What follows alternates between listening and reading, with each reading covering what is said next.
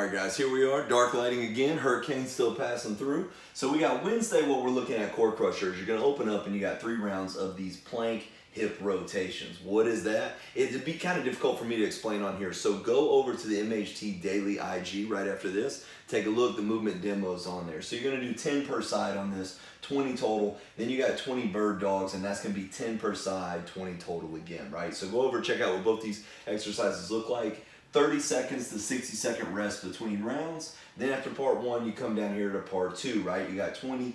Now, dumbbell windmills or body weight. And so body weight is going to be perfect. If you feel like you can really stabilize this, then a really light dumbbell will probably be good to go.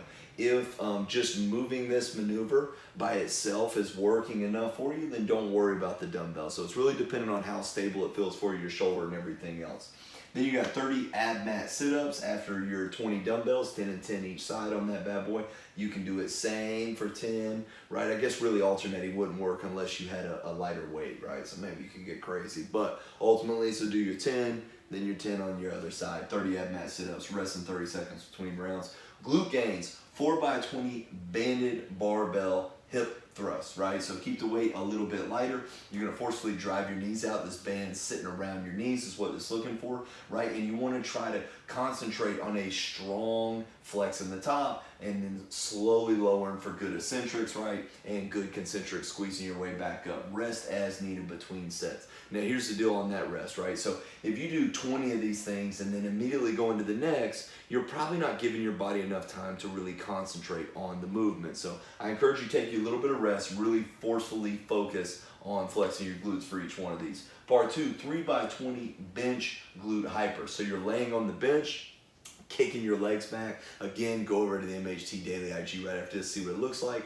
But you're kind of laying on this thing, holding on to it, and shooting your legs up into the air and squeezing your glutes along the way. Rest is needed between sets. Then last, you got part 3, 3x20 bench side leg raises. Again, very similar to kind of being on the ground, only you're on a bench, a little bit different setup. Go over to the MHT Daily IG right after this, on to arm assault. Hoo-yah.